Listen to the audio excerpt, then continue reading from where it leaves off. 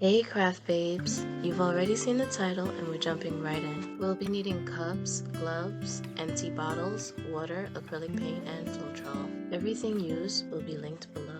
I'm using Arteza's paint that come with 22 milliliters of color. That's a little less than 1 ounce. My bottles fit 4 ounces. This is a small amount of paint and I need enough to cover a canvas, so I need something to stretch my paint. Water can do that, but it'll make it less vibrant and way too thin. This is where an additive comes in. There are many different additives we can use to stretch out our paint, but today we'll focus on Floetrol, which is my personal favorite. If you want to see more, leave a comment down below and I'll do so. After adding the paint to the cups, I'm adding a little over 2 ounces of Floetrol. I'm not being specific because there's no perfect amount, but I want to keep the vibrancy, and that's about double the amount of paint. When you add the Floetrol, you want to take your time mixing. I'm showing you on camera mixing by hand, but this can be strenuous with mixing multiple colors. So I'll also link a mixer that I like to use when I'm making a bulk amount of pour paints. When fully mixed, you'll see that the texture is more loose, but if we use this on a canvas, it will have a hard time moving around. We now need to add water to thin it out more, and this is the hardest part. Most people say you want the texture to be like warm honey, but I can't recall a time I needed to warm honey, and maybe you don't either. So you start off by adding small amounts of water.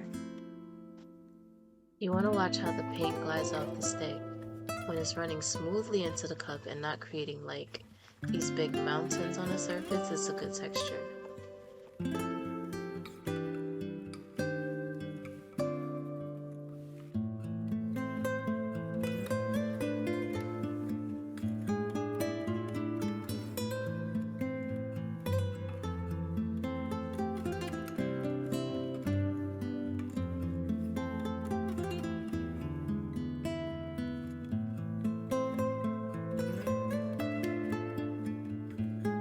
My way of knowing when I've added enough water is when I see a small pool of bubbles at the top.